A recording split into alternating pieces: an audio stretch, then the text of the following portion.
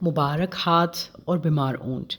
پیارے بچوں، آج ہم اللہ کے محبوب اور اپنے پیارے آقا جانے جانا حضرت محمد مصطفیٰ صلی اللہ تعالیٰ علیہ وآلہ وسلم کے مبارک ہاتھ کی کرامات، کمالات اور اس کی برکات سنتے ہیں۔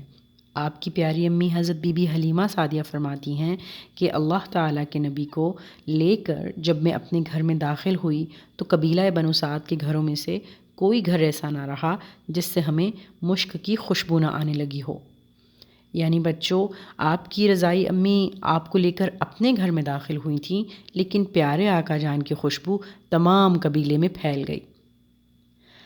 اور لوگوں کے دلوں میں اللہ کے پیارے حبیب حضرت محمد مصطفیٰ صلی اللہ تعالیٰ علیہ وآلہ وسلم کی محبت اور برکت بیٹھ گئی۔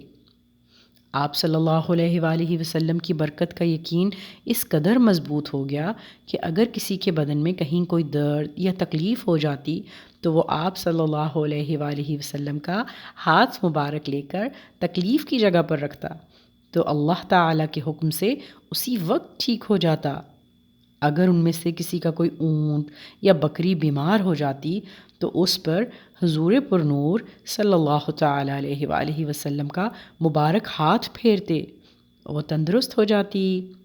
اب میں آپ کو سناؤں گی مبارک ہاتھ کے 8 حیرت انگیز کمالات۔